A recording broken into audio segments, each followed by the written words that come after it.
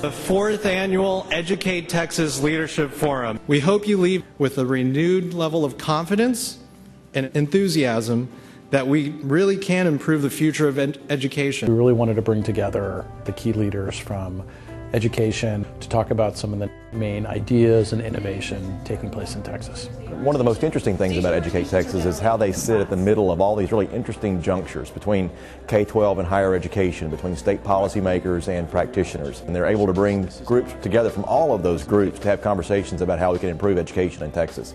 We have a phenomenal all-star lineup of nationally renowned speakers. The impact of effective teachers swamps virtually every other intervention we have, including significant reductions in class size. It's time for us to stop having the argument about old school versus new school tools in the world of education and really figure out how we bring these worlds together to use all the tools at our disposal to make the biggest difference for our students. To what extent do you involve your teachers in the design of a blended model? There are lots of benefits to having the teacher's voice and the teacher's experience come through clearly in the design of the model. Texas is sitting on an incredible supply of rich, robust, longitudinal data that has the ability to follow individual students over time.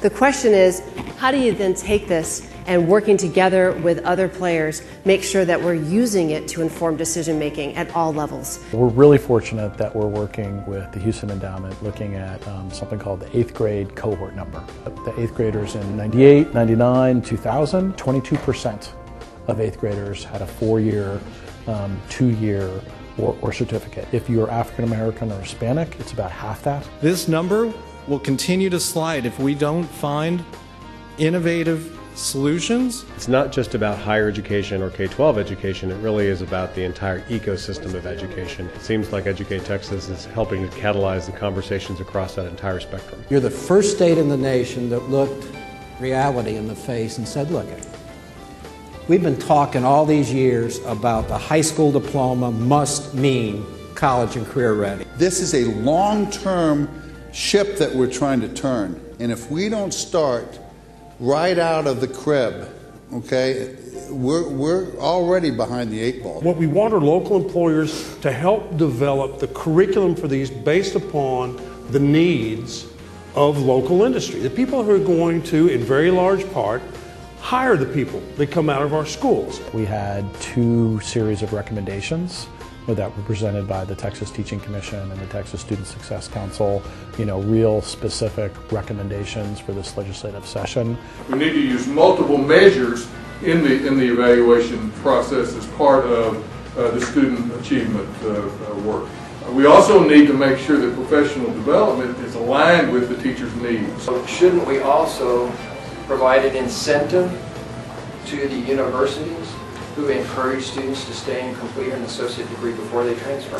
What do we need to go collaboratively, arm in arm, together to the legislature to ask them to change policy that is going to improve the success rates of our students?